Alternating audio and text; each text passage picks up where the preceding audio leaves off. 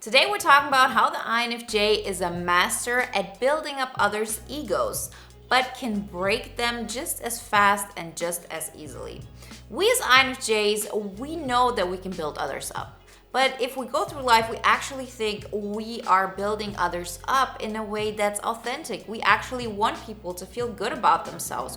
We see them for who they truly are, and we see the beauty in them. We see how smart they can be. We see what kind of energy they have. We actually really like that, and we want them to embrace it themselves, and we want to be a mirror towards that. So this in itself is not a bad thing. But what we underestimate and probably even completely ignore is the fact that we're actually building up others' egos instead of their authentic self so often. And because you actually build up others' egos, you can also break that. I mean, think about all those people that you have made to feel great about themselves. They actually liked themselves, they became more confident. Wasn't it that you felt like, oh, but I know if I wanted to, how to hurt them? I would know exactly psychologically where their weak points are at, what I could say to them that would make them not like themselves.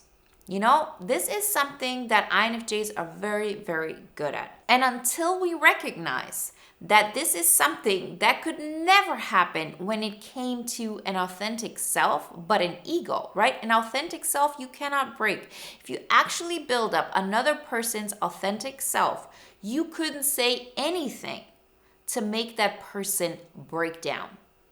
Right? Once we become aware of this, we actually recognize the difference between ego and authentic self, and therefore can go about this in the best way possible. Before we get started, remember, if you haven't done this so far, to download the poster on the 5 pillars to an INFJ epic life and get excited because the next bootcamp round starts in the end of August. So sign up for the waiting list so you get notified when it all goes live, and we have an early bird and all of that. So make sure you're on that list so you get all the information. The links are in the description. We as INFJs, we go through life, and this is one of the things we consider our superpower.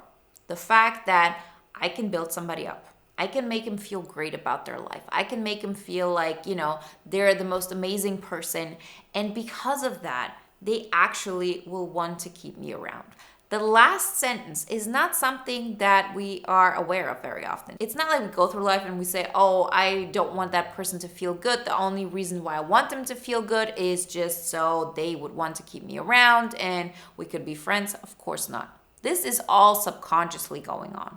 But we have to be aware that, of course, if you're actually helping somebody to build up their authentic self, this is not going to be something that makes another person feel good. How do you build up an authentic self? It's by breaking down the ego. It's ego or authentic self. And of course, it's not like, 100% the one or the other. And as I always say, I'm not as naive to think that, oh, I'm completely an authentic self and, there's no unhealthy part of ego that I have that I should be, letting go. Of course there is. It wouldn't work any other way. Of course, we have to have an ego to some extent. But there are always parts of our ego that are not really making us feel good, that are not helping us throughout life. But it's going to be the last thing that somebody wants to give up. People are going to go to lengths to not have to deal with breaking down their ego. But if you do, you actually get to uncover what nobody can take away from you. You understand that your self-worth, that the way you feel about yourself, all of those things are based on, parameters that nobody can take away from you. So what does that mean for us INFJs? My whole thing is make things conscious. The more you know what kind of strategies we actually are using, what kind of tactics we're using, how our mind works, what is subconsciously going on, the more we can use it in a way that is healthy. We can use it in a way that, makes us go forward in life, that makes us connect with people in a way that we want, that also helps us to recognize when we've been stuck in situations that are not really making us feel good, that we're there because we think, I have no other choice. Very often we're surrounded by people that we enable to go down a road that is not healthy for them because we're their crutch. Like, this is the typical thing, if you read about INFJs, and this was actually way more prominent, when I really got into the scene, which is probably like 8 years ago, everywhere you read, INFJs are martyrs. INFJs turn the other cheek and want others to feel good about themselves. But this is not the whole story, and it definitely isn't something that should stay this way. Because think about it.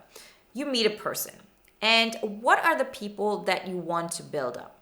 It's always people that you feel like are not giving themselves too much credit or enough credit. So what do? We actually make them feel like, okay, but you're perfect, you're great, you're all of those things. And we pretend to be that person that doesn't see all of those things that person is doing in order to compensate their lack of self-worth. I mean, think about it. A person is mean because they don't believe that they deserve to be better. So this is how they lash out.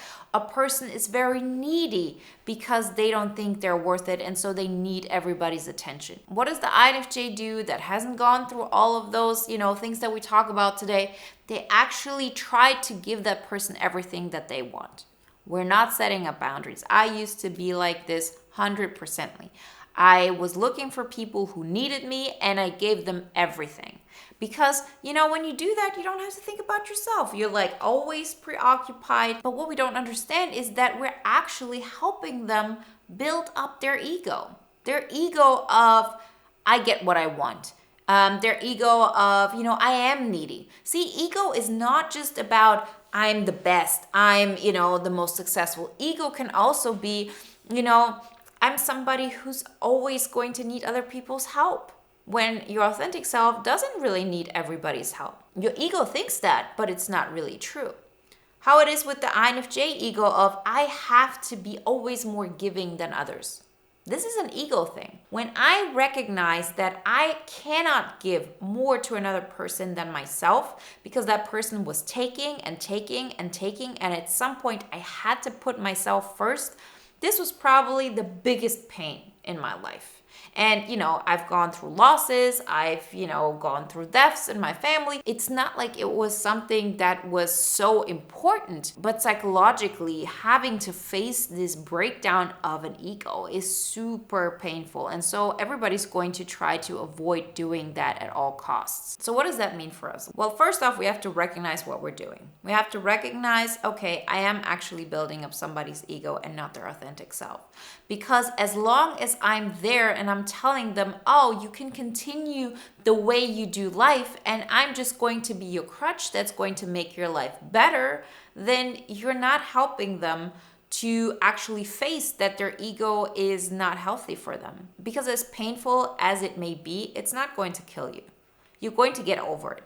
But if you're not facing it, it's going to cause you pain every single day, but just like a little bit suppressed. If you're not sure, am I building up somebody's authentic self or am I building up their ego? Ask yourself, would that person still get through life the way they do now when you're not in their life anymore? Or is it that you think if I wasn't in their life anymore, they would suffer, they would actually not feel good about themselves, they would fall into a depressive state? The list goes on and on. I very often to this day catch myself that I'm in situations where I think, oh, yeah, I am enabling. I am building up somebody's ego. And that's not a healthy thing. And the thing is this, if you know that you can build up somebody's ego, you can just as easily crush it. And this is also something that gives us security because okay, if that person doesn't really treat me well, this is what I'm going to retreat to. And we have to be aware of that. Like, it's not like something we want to do, but if that person would betray you, if that person would act in a way that is really unkind, what would come out of your mouth at the end of the day? It would be the truth. It would be that you would say, it's not on me to make you feel good. You don't feel like you can make it on your own, and I'm going to show you all the ways you think you're inadequate because you've been listening to it forever. You've given them a blank space where they were able to show you through their actions all of the ways that they are not sure about themselves, that they feel like they're inadequate, and that they might like act in a way that is not healthy or rational or whatever it may be. And the most important thing here is that if you recognize, okay, I am building up somebody's ego, I'm not really building up their authentic self. Remember, the way you can recognize if you're doing this is by asking yourself, would that person be able to continue in a great way with their life just as well if I'm in their life or if I'm outside of their life, right? If you're not able to do this, then you're not really helping them build up their authentic self. This is there because you are psychologically building up their ego. And when you get to this place, it's also on you to recognize, okay, if I'm building up their ego, I'm doing this because through that, I'm also building up my ego. What is your ego in that moment? Your ego is that person needs me. It's a security blanket, because if that person psychologically needs you, then they're not going to abandon you.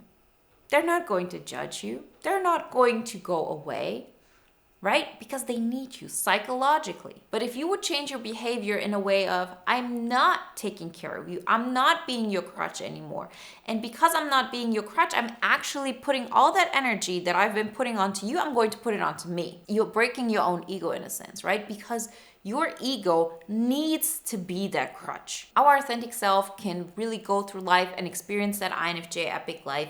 And like life happens on a completely different like dimension. It really is like dreaming and being awake. Everything changes once you get to that process. So when you recognize, okay, my ego needs to be needed, right? Because if I'm not being needed, then people actually have the choice to say, okay, are you somebody who is worth being in my life, right? Then people have to decide, do they like me for me liking me and not for what I can do for them?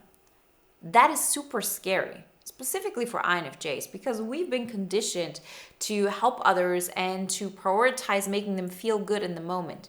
If you, on the other hand, are not enabling them, they're going to have a reaction. This is going to help them to turn into their most authentic self, or, they might just not want to look at it at all and go their own way and get their ego needs met somewhere else, but they're not going to come to you because of what you can do for them. So the only way that they can choose for you to be in their life is if they like you for you liking you and choosing you. And let me tell you this one thing, people are going to pull away.